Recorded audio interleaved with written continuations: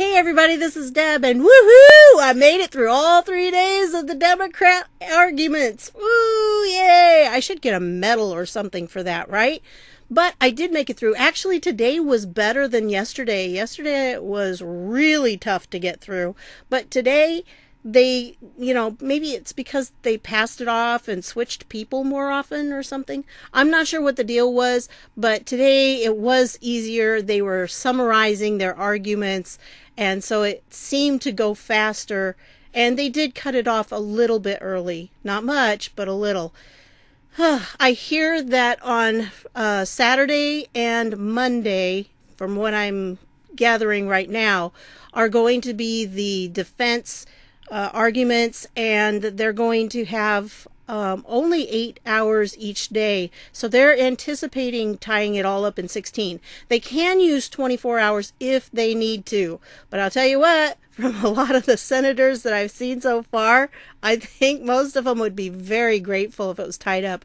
Part of the reason is because they know the outcome already.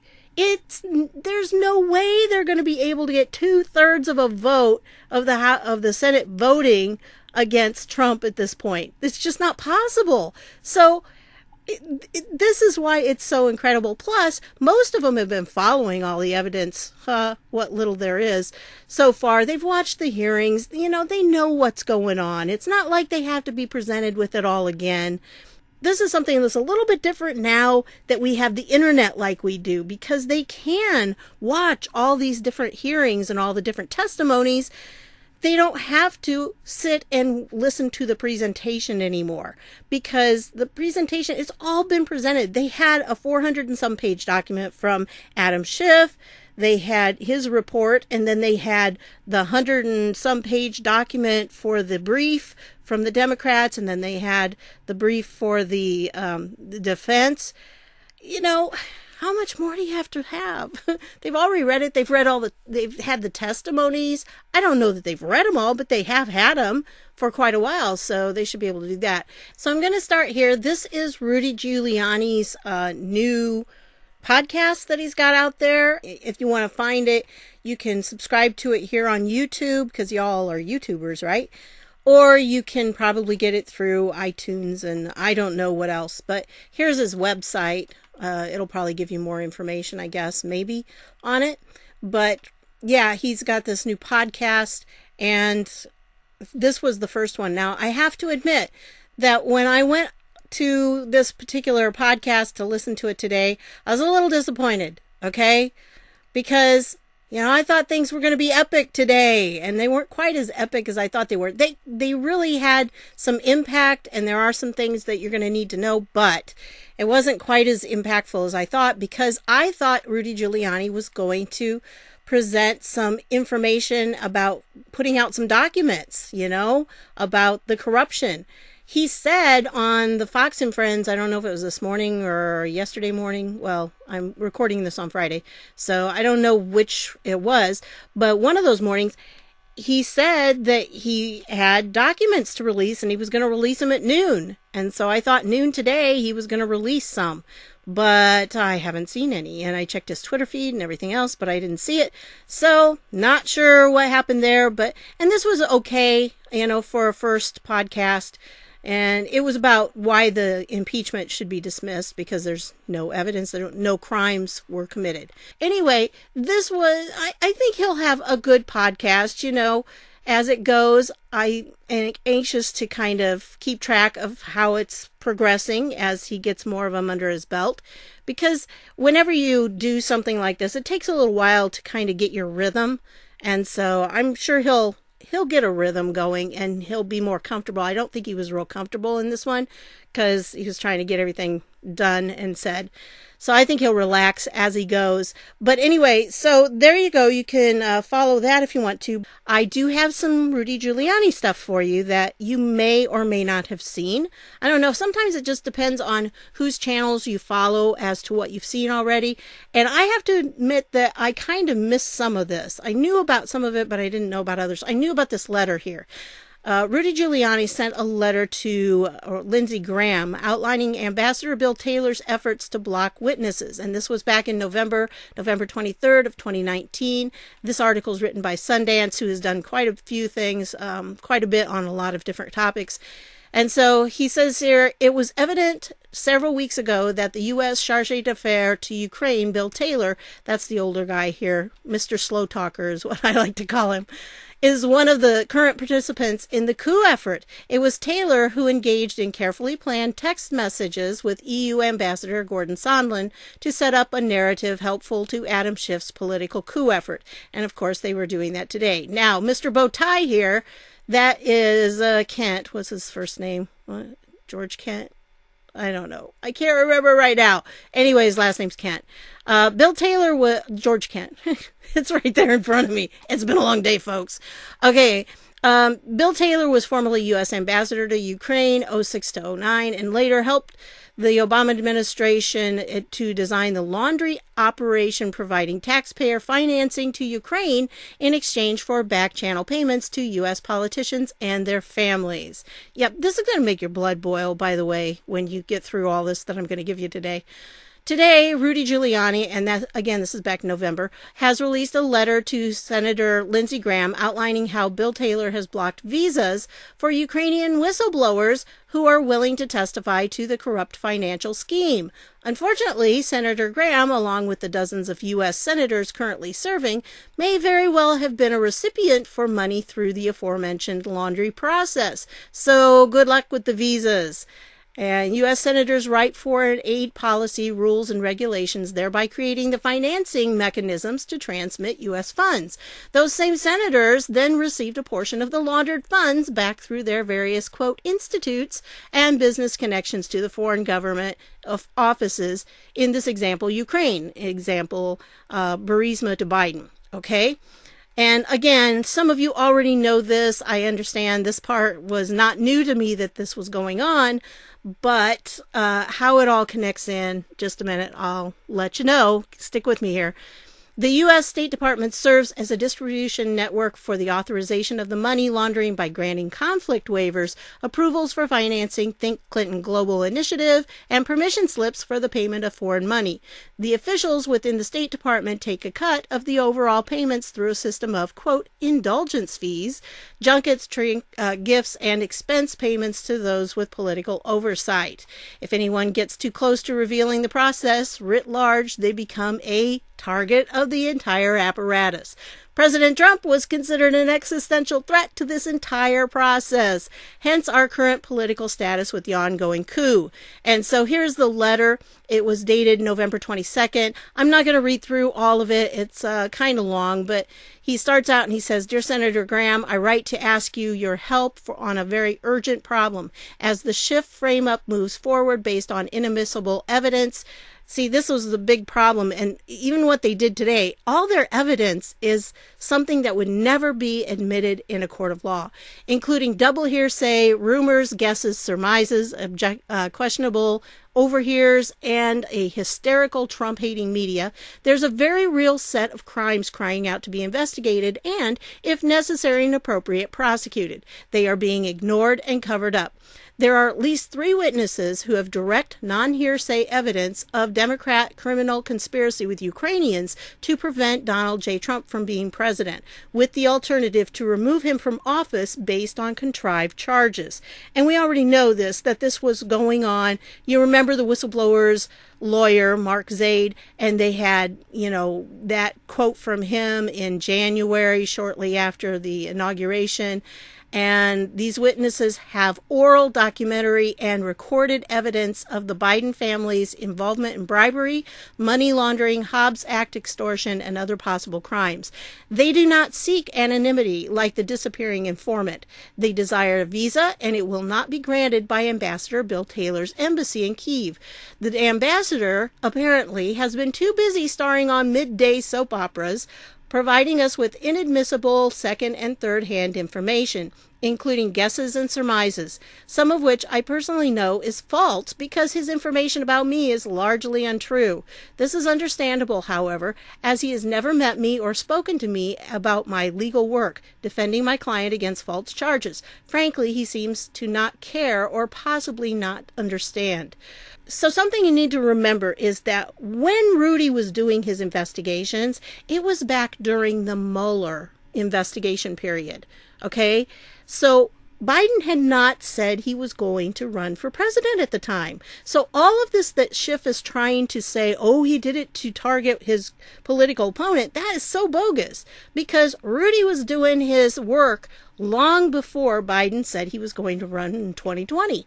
And so this whole thing about these witnesses, this is part of it. Now, of course, Marie Yovanovitch was part of this, and she and George Kent, the bow tie guy back up here, bow tie guy here, is the guy who started up the Anti-Corruption Bureau in Ukraine.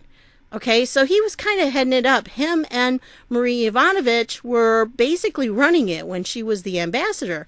And so, yeah, these guys, it was not an anti-corruption bureau. It was a corruption bureau, basically. And so if you go through, you can read this. I know you're going to hate me on this because you hate it when I do this. Okay, we're past it.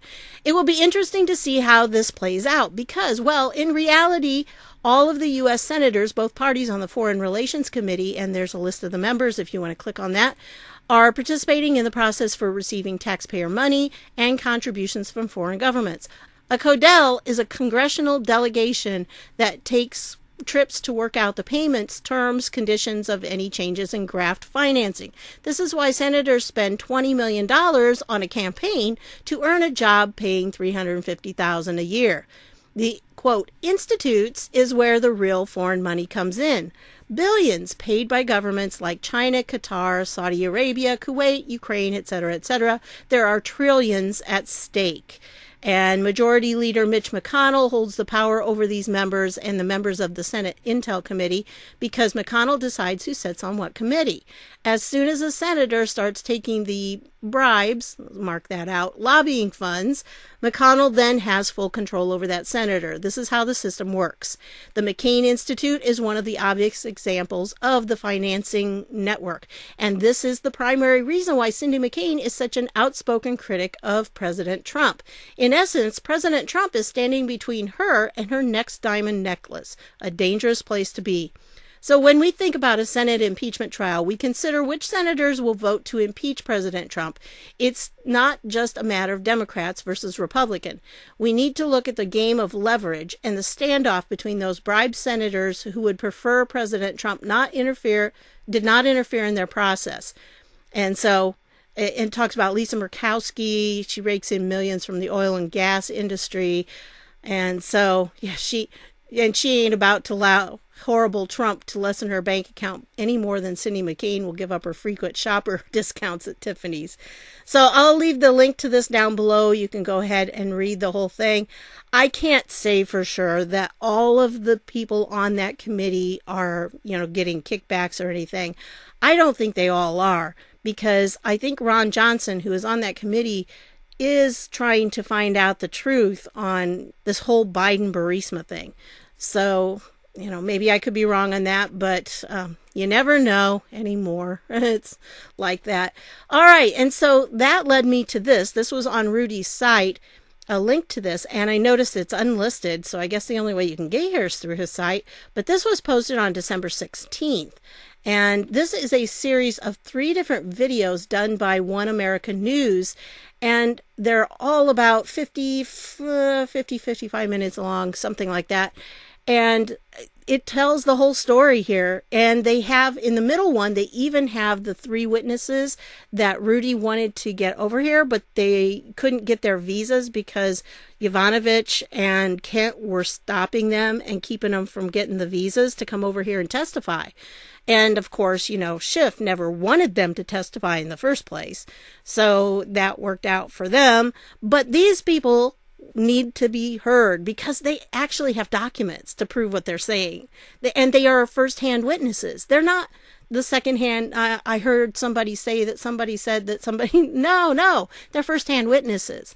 And they talk about, a lot of stuff here. They talk about that black ledger, which they know was totally bogus. And in fact, the place that had the black ledger where it should have been was subject to a huge fire that burned like everything. And that this one document suddenly made it through okay, unharmed, unsinged, and now is out. It's bogus, folks.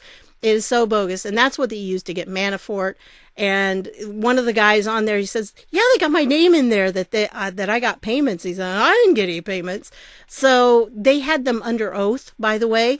So they did bring them over, and they have a little clip. They have some with Shokin, who was the prosecutor that Biden is claiming or that the Democrats are claiming Biden got rid of because he was corrupt. No, and he's got documentation that says that he was investigating the whole Burisma thing at the time, and that's what he was forced to, it stopped once he left, then it stopped. And so he's got documentation on that, and I think Lucento was in there too.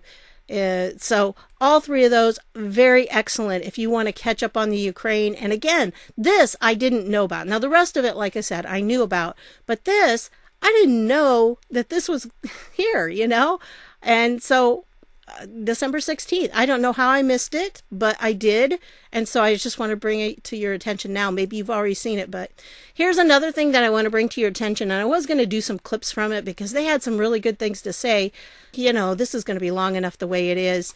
These are attorneys general from different states. And here's mine right here. His name is, and I just blanked on it. Curtis, I think this is terrible, isn't it? Oh, I have been listening too much of the mind-numbing stuff from the Democrats. Please pardon my little brain issue here because I just can't think of his name. He's had some real problems, okay? I personally, from what I've seen of his case, he was in court, folks, because I think they were trying to take him down. They had a couple women that testified that he tried to grope them or something, but yet they never did anything about it. I got news for you, ladies. If somebody tries to grope you and you don't want them groping you, smack them, okay? Just slap his hand, slap his face, slap whatever. But, don't let it go if it's something that you think you're going to prosecute the guy for later on. So please don't. All right.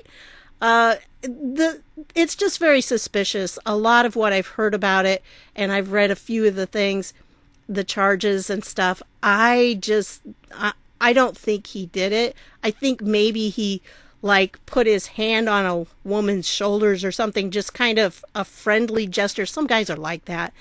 I don't really think he meant anything about it. And at the time, the women didn't seem to be upset about it. It just was later on. He's really a threat because he's black and he's an attorney general, and I don't think they like that. Oh, I'm blocking on his name. Sorry about that. But anyway, here is the letter from them. And here are all the ones that signed it or that were part of it. I'm not going to go through the letter either because it's really long. But essentially, this is from law people, and they're telling why legally this whole impeachment thing should be dismissed right now because it has no legal standing. And as attorneys general of 21 states whose citizens and electoral college delegates voted in the 2016 presidential election, we have a special duty to defend the integrity of the votes cast by those citizens and electors during that election. However, our interests go well beyond that particular election. This impeachment proceeding threatens all future elections and establishes a dangerous historical precedent. That new precedent will erode the separation of powers shared by the executive and legislative branches by subjugating future presidents to the whims of the majority opposition party in the House of Representatives. Thus, our duty to current and future generations commands us to urge the Senate to not only reject the two articles of impeachment contained in House Resolution 755, quote, abuse of power, and, quote, obstruction of Congress, as lacking in any plausible or reasonable questionable evidentiary basis, but also as being fundamentally flawed as a matter of constitutional law. And then they go through and they, state legal precedent and stuff. So if you want to read through that, you can. The link will be down below. But this also was another one of those kind of surprise things. Lindsey Graham gets a little heated here at the beginning. Now, I personally, this is opinion on this, but I personally think that Lindsey Graham has found himself in a difficult position because he was buddy-buddy with a lot of people, including John McCain, and I think he's probably part of the swamp, but I think he also realizes that if he doesn't, go with Trump, then he's going to be really, he's going to go right down the drain with all the rest of the swamp creatures. So I think he's probably trying to be good and try to do what's right. But he also, like I said, was buddy-buddy with people like Joe Biden and everything else. I think he knows the corruption that was going on. I think he's got to. But he does another one of those kind of Kavanaugh outrage moments here. So at the beginning of this, it's fairly near the beginning. He does get pretty heated. So I'll leave that down below. You only need to watch the first part of it. But I thought it was actually a very good little presser right there. And I think at the end, I think this is the one at the end where my senator, Braun, was in there. And they said, so you're okay with the president asking for favors for somebody to investigate his political opponent? And Braun goes, no. Well, you just said, he said, no. I said it didn't happen. So I thought that was pretty good that he made it clear that it's not, they try, it's like, when did you stop beating your wife? Quite a question. You can't answer that because if you say, I didn't, and then they jump all over you and, oh, you're still beating her. It's like, no, you don't understand. I never was. And so that's the kind of question they're asking, but I was kind of happy to see Braun say that. Okay, let's go to Sidney Powell. She says, the most recent filing in my statement on General Flynn here, and this is the link to it. Mike Flynn is a great American patriot and hero. DOJ and Van Grack's continued prosecution of this case in light of everything we have shown and will show is an egregious abuse. And here is, if you take this link, it'll take you to her page. I want to show you something before I go down there. And let's see if I can find it here. This was something that, it was a question I had, and I thought, okay. So this person says, did I misunderstand that you were going to withdraw his plea in February? I don't understand why you are now asking for probation. Can you shed a little light on this? Thank you, which is what she asked for in the filing that I'll show you in a minute. And here's what she says. General Flynn has filed a motion to withdraw his guilty plea, and we file a supplemental brief in support of it on Friday. And so that's why she said something epic is going to happen on Friday, because that's when they were filing it, even though it actually says the 22nd on it, but that's when, I guess it has to go through a process or something. Anyway, Judge Sullivan has discretion whether to allow withdrawal. One would think the Department of Justice, of quote, justice, would agree to allow withdrawal, but it has not said yet. And so that was something that I found really interesting. Also, there was a comment she had posted. This is actually her Twitter feed, and she posted, let's see if I can find it now. Someone had made a comment, and of course, now that I spent a little time before I got to this, now it's way down here, and she's been retweeting people.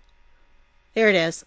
Okay, this is the guy that is from Epic Times. Yeah, he is Draw and Strike. What's his name? Brian Cates. Yeah, and so that's who it is. But anyway, he says, what is Sanders telling every single Democratic voter out there? That he will indeed use their tax dollars to pay for abortions, because to Bernie, abortion is health care, and every American has a right to health care. Okay, he's got a whole thread on that. I will put the link to this one down there too, but I'll get to the filing in a minute, but I wanted to show you this first. And this is Bernie's tweet, abortion is health care. There it is. And unfortunately, a lot of people do not believe that. Well, fortunately, a lot of people do not believe that, and they're posting it on there. Now, I posted this meme because, yeah, someone had posted a meme down here. Again, I'm not going to be able to find it because it's been far too long, and so I'm sure it's buried down there somewhere. But there was another meme that was similar along the same vein. It was on, like the showers in Auschwitz were just for hygiene kind of thing. So anyway, I want to show you that. All right, now let's go to Sidney Powell. I needed to do that while I was thinking of it, because sometimes when I'm this tired, my brain just fogs out. It's called brain fog. It actually is a chronic fatigue syndrome thing, brain fog, when you get so tired. And I get a little, it's almost like being a little tipsy, because I get a little bit more of the giggles when I do this, and I'm sorry. I had to cut out a big whole section there because I messed up, and it made me laugh for about 5 minutes. So you didn't hear that, and I came back, and hopefully you don't even know where it happened. But anyway, supplemental sentencing memorandum, January 22nd. This is when she actually put it. That's Wednesday, I think it was, right? Yeah, because Friday is 24th. All right, here's what she has to say. I'm sorry, evidently I'm a little like I'm drunk because of this. I don't drink, so that's, I'm not drunk, I can tell you that. If after our additional briefing is filed this Friday, the government continues wrongfully on the path to sentencing Mr. Flynn, he should be placed on probation. Mike Flynn is innocent of all charges. He is a national treasure, and he is a great American patriot. This entire, quote, investigation and prosecution is a grotesque abuse of power and a travesty of justice by the FBI and DOJ, while they still hide the original 302 that shows General Flynn told the truth. Meanwhile, we have already filed and will file more actual documents that show Mr. Van Grack made up false FARA charges. And so if you click here, this is the whole thing. Here's the document. It says it was filed 1/22, but I guess it wasn't really filed until today, which is the 24th, which you'll see this on the 25th. So it was yesterday for you, right? I hope you didn't follow that. It's scary if you did. Anyway, this is what she has to say. I'll just read the first part. This court should swiftly reject the government's brazen attempt to punish Mr. Flynn for refusing to compose rather than sing. The reversal of its sentencing position is not only unjust, it is unlawful.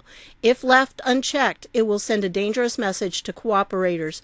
Give testimony consistent with the government's theory of the case, regardless of veracity, or pay the price with your freedom. The government also continues its campaign to hold Mr. Flynn responsible for false statements in a FARA filing. It ignores the facts in its possession as well as the decision of another court. Any misstatements in the March 2017 FARA filing at issue were not the fault of Mr. Flynn. He gave his lawyers complete and accurate documents and information. His lawyers, Covington, I believe, Covington something, man, I think they were working for the deep state, folks. I really do, because they did not do nicely for him. That's for sure. And moreover, he did his part to make sure any FARA filing was accurate. And so Mr. Flynn dedicated his life to serving his country, while the defendants in other cases cited by the government were working to benefit themselves. Mr. Flynn wrote a blank check on his life and put himself in harm's way for more than 5 years in foreign deployments and 33 years of service to protect all Americans. He has touched the lives of countless people in the process, many of whom wrote letters to the court on his behalf. There were 50 letters. They don't have them attached here. I would like to read them. I think it'd be interesting, and to see who stepped up to help him. For the reasons set forth in this supplemental memorandum and Mr. Flynn's initial sentencing brief, Mr. Flynn should receive a sentence, if any, of probation and community service. So he really shouldn't get anything. It should be dismissed. And so that's what we're hoping.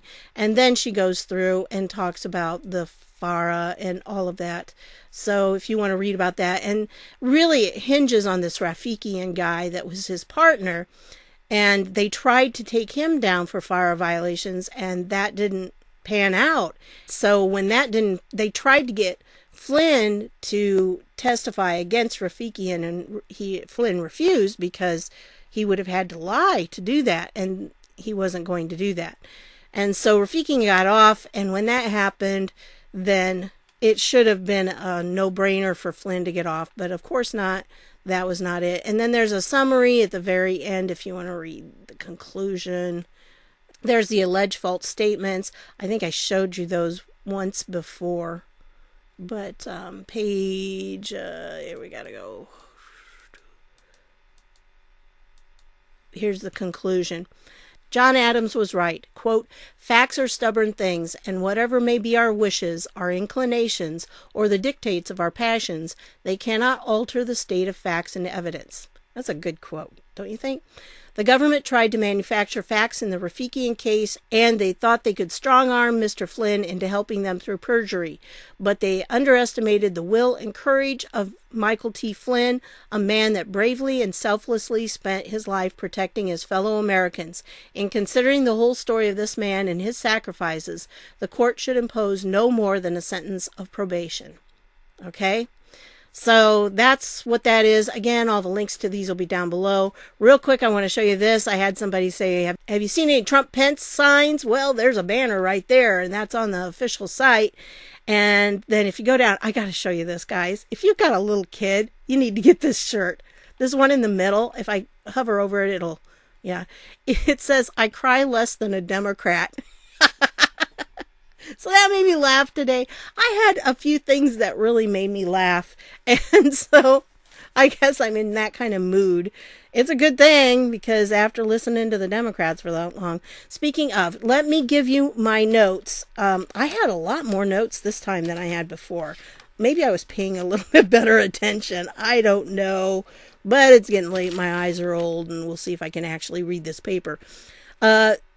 It was interesting to note that Schiff quoted John McCain and actually played a video of John McCain and his, quote, strong support for Ukraine. Yeah, now that you've heard all the rest that I had, do you understand why John McCain had such strong support for Ukraine? Yeah, And let's see. Schiff even used a clip of him. And so, you know, it was very interesting watching what videos they picked to put in there. And a lot of times, I said this before, that they had, who was it? Vindman and Fiona Hill and the slow talker guy, Taylor. I'm sorry, he just came across that way. Man, I had to double speed him all the time because he talked real slow and stuttered a lot and everything. And then Bowtie Guy, those were really the ones that they focused on. And, you know, here they had, 17 different witnesses, but they sure didn't use too many of them in their video clips. And I just thought that was something. And then, of course, when Schiff was doing his little thing, he kept saying that he even used clips of himself, you know. And that, to me, is... let's see. We know that we're going to get him on trial. So if we get him on trial, what clip do I need him to say to prove our case? That really is how it came across to me when he was using his own clips to do that, of him interrogate or asking questions of the guy. He didn't interrogate. And by the way, today's word for the Democrats was cheat. They tried to get that in as many times as they could. I was a foreign language teacher, world language teacher, whatever. You know, the politically correct is world languages anymore. But I used to teach French and Spanish, and I used a method called TPRS, which is teaching proficiency through reading and storytelling. And essentially, through the students and me making up a story together, and I would ask them questions about a story. Think about like a little child, if you were reading them a book. Once there was this bunny. Oh, look at the bunny. Does the bunny have long ears or short ears? Do you have long ears or short ears? You know, that kind of thing. And so through all of that being in the target language, you would get the language through to them in a way that their minds would pick it up and not have to stop and translate everything. So when I was thinking of this, the repetitions on these different phrases, because each day it seemed like there was a different phrase that they had to get in many, many times, because one of the keys to doing that methodology was to repeat the phrase, your target phrase for the day, or usually we had 3 of them we were trying to target, and you had to give them as many repetitions as you could. Like, we're talking between 50 and 100 repetitions during the course of a day as you were telling the story. And so that's what it reminded me of. Okay, we're doing TPRS today, aren't we? Today's word is cheat. We want to say that he cheated, you know? So each one of them actually had their own catchphrase that they repeated as many times as they could. So I think Adam Schiff's was cheat. That was for today. And then he made a statement about them using phishing emails to get dirt on the Bidens and Burisma. The Russians doing that? I'd never heard of that. The Russians used phishing emails to get dirt on the Bidens and Burisma. If anybody knows anything about that, let me know down in the comments. I would appreciate that, because that was new to me when I heard him say that. And then he talked about Helsinki, you know, when Trump and Putin were standing there side by side at the little presser that they had. And he accused Trump of repeating Russian propaganda, standing right next to Putin. And Putin must have been so proud that here was Trump being his little puppet. Do you really think Donald Trump is anybody's puppet? If you think so, you don't know the man. You really, really don't. Okay, here is my comment to Mr. Schiff. Dear Mr. Schiff, just because you say some theory has been debunked doesn't mean it really has been. And this is what burns up Rudy when he's talking a lot of times. He says they keep saying this whole theory about CrowdStrike and about the Bidens and the Burisma and everything. That's all debunked. It's all been debunked. And he's like, when was it ever debunked? It's never been. You know, there are a lot of things that people claim are conspiracy theories, folks, and they say they've been debunked, and they're not. But they've been debunked just because somebody said they were debunked. Anyway, shouldn't matter. Let's see. I really just kind of wrote these down.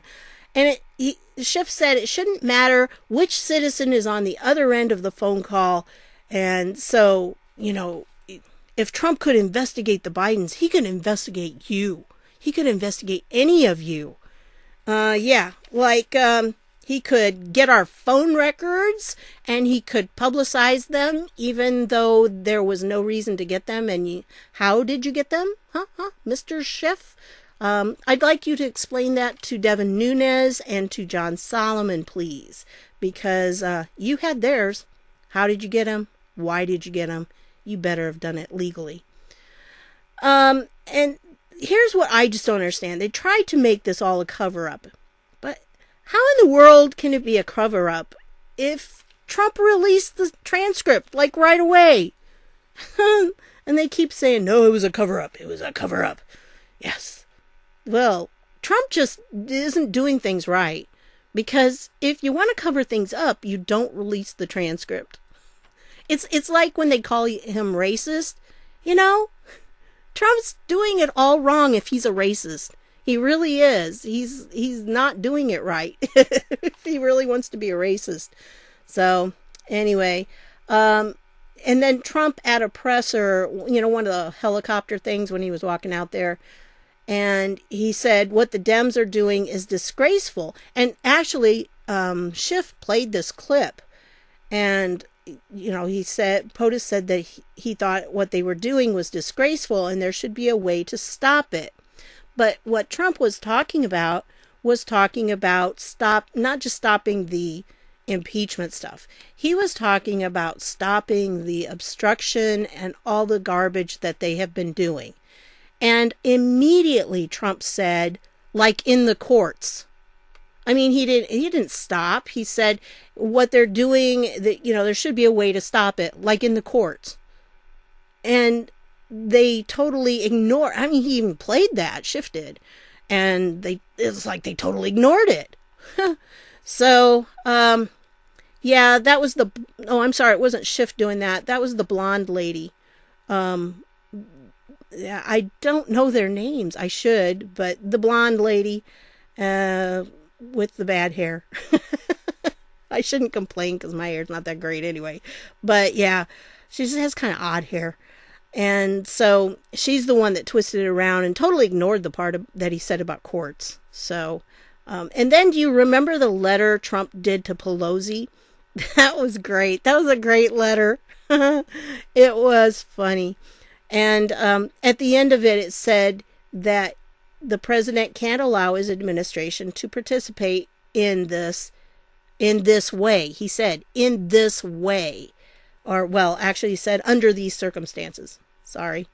And the whole thing is, if he can't do it under those circumstances, did anybody bother to say, well, then what circumstances would you participate in this? Because that was when Trump said, no, he wasn't going to allow any of his staff or any of the administration to go along with the subpoenas and stuff. And all it would have taken was that question. Well, if you can't under those circumstances, then what circumstances do you suggest? And see, this has been a big part of it, that they tried to claim that what they did were these legal subpoenas. They were not legal. They weren't legally done. And yeah, that was my next comment. It's on the back of the page. And, they say that never seen this particular, I think it was the blonde-haired lady again, never seen any defiance of such a lawfully issued subpoena. Yeah, and that's going to be a contention, that it's going to be that way. By the way, at the end, Adam Schiff gave a summary of all the things he thinks they're going to say and tried to create his own narrative about each one of them. Yeah, little cheater. And then, they've talked about FOIA requests several times. And I don't know how to find this information, but I'd like to know who found the FOIA requests for them. I'm kind of thinking it was probably Crew. Because we talked about Crew before, and I think they tend to go after FOIA requests. And they're the ones that like to get those so they can, do ethics complaints about Republicans. Let's see. And then they mentioned the contempt of Congress for, not complying with those subpoenas. And that brings a penalty of, I think they said 12 months in jail. Almost sounded like they were trying to say, see, Trump is guilty of this, and so he should be spending 12 months in jail. Now, I'm sure, probably that's just me reading it in there, but then again, maybe not. And, it's really bad when you can't read your own writing. I don't know. He mentioned that Yovanovitch was in Somalia when the embassy was attacked. I don't know too much about that time period. Was there an attack on the embassy at that time in Somalia? I don't know. I know something bad went down then. I just don't remember what. I haven't looked into that particular area. And the thing that struck me as I was going through this is that they didn't use any specific rules. I mean, when the Republicans do things, and especially I've pointed out to when Ron Johnson and Chuck Grassley and those guys, when they write letters asking for certain information, they always include specific rules from Congress that they are using to get that material. And the Democrats never did. And so that was something that I noticed throughout this entire hearing, is that they never gave specific rules. They said they followed the rules. Oh, we followed all the rules that needed to be done. We did it perfectly. But yet they never gave the rules that they followed. And the Republicans have questioned them following the Democrats following the rules, because the Republicans have stated specific rules that the Democrats have broken. Mark Meadows and John Radcliffe are really good at doing that. Another one is, Trump tweeted one time that the Russians offered Vindman some kind of post 3 times. They did that. Well, then they said, oh, he's just smearing a decorated officer. Wait, he's smearing a decorated officer by what? Telling the truth? It's documented. In fact, in the hearing, if I recall correctly, when they did that guy, he actually admitted that. Somebody got him to say it. that they had offered him the post 3 times. And, he turned it down and everything, but still, it had been offered. So what Trump said was true. And they call that smearing a decorated officer. But then, look, they turn around and look what they've done to Mike Flynn. So I guess it's okay if you're a 3-star general and has all kind. If you've ever seen his awards, man, that guy has tons of them. I'm surprised he doesn't fall over when he's got his dress uniform on. So anyway, the thing that probably made me laugh the most was at the end when Adam Schiff said, "You need to go back and read the whistleblower complaint again, because you will be amazed at how astonishingly accurate it is." I mean, that was the biggest pile of hooey all day. The cat started thinking I had gone off my rocker or something with that one, because I just started laughing. I said, "Are you serious? That it's astonishingly accurate." Right. And of course, Schiff kind of at the end said basically, if not for the whistleblower, they wouldn't have done all this. Well, that to me opens up the door for, the senators, if they want to. The Republican senators could say, well, then if not for the whistleblower, then this wouldn't have happened. Then we need to talk to the whistleblower. Yep. And Hunter Biden, as much as they have complained about Hunter Biden and CrowdStrike, and it's like they are opening the door for all of this. So I don't know what's going to come. If they're only doing 16 hours worth of evidence, I don't know. And I don't know enough about court, procedures. Did Trump's people have to give evidence they had to the House? If they had evidence the House hasn't seen? Or are they going to blindside him with a bunch of stuff? That's what I kind of hope happens, right? So anyway, that's really what I've got for you folks. Sorry for babbling a lot there at the end, but I just felt, I wanted to give you my impressions. And so that's what I've got. Now, tomorrow, going to be interesting for me because my family is a wrestling family, and tomorrow is the conference wrestling meet, and I am going to be helping my parents keep track of it. So I'm going to try to watch the hearing and everything, but I may have to wait until later on in the day and, do my double speed then. So we'll see. It's just a really bad timing for me with the wrestling, because for the next few weekends, that's what my Saturdays are going to be. So watching little stick figures wrestle on a website to keep my parents informed. They used to be really, really into the wrestling program until their health got bad enough that they can't go. But my dad will be going tomorrow. I just need to kind of stay with my mom to make sure she's okay and nothing happens. And the lady who normally stays with her during the week has a son who's a senior who's wrestling, who, she's going to be there. And he's a good wrestler. He should end up at the state this year. So anyway, that's what I've got going. I'm going to take my crocheting with me and sit there and crochet while I listen to things.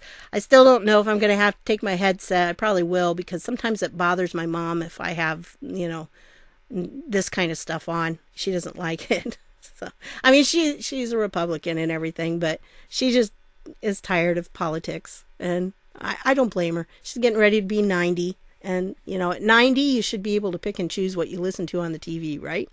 So anyway, that's what I've got for you on this one. I want to thank you for stopping by, and I'll see y'all later.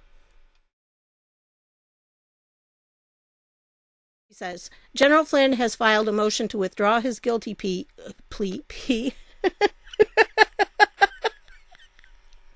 I'm tired.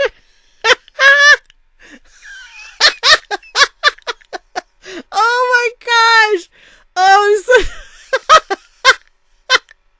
I gotta stop because I want to get this done. Okay, I can do this. I can do this. I can do this.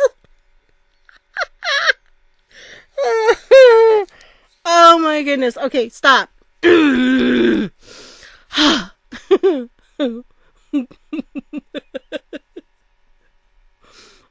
I can do this. Okay, it wasn't that funny. I'm tired. Okay,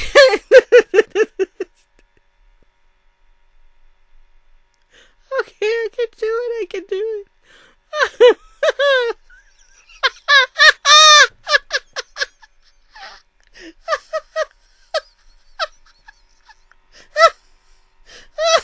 I am so giddy because I'm so tired. Okay, I can do this. I can do this. Oh my gosh. Jeez, Deb. This is slipping my tongue. Oh, I got tears in my eyes. Oh, okay.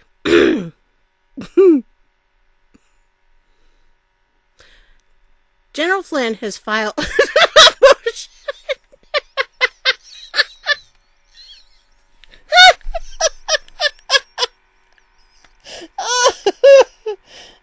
I need rest.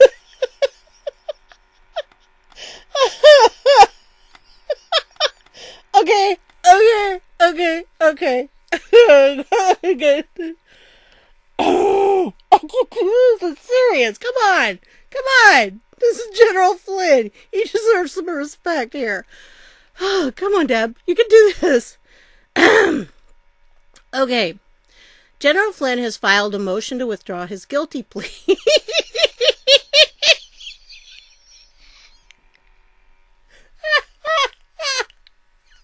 Come on, his plea. Guilty plea. I can do this. It's not funny. This is serious. Okay. Wow. Amazing things happen when you're tired.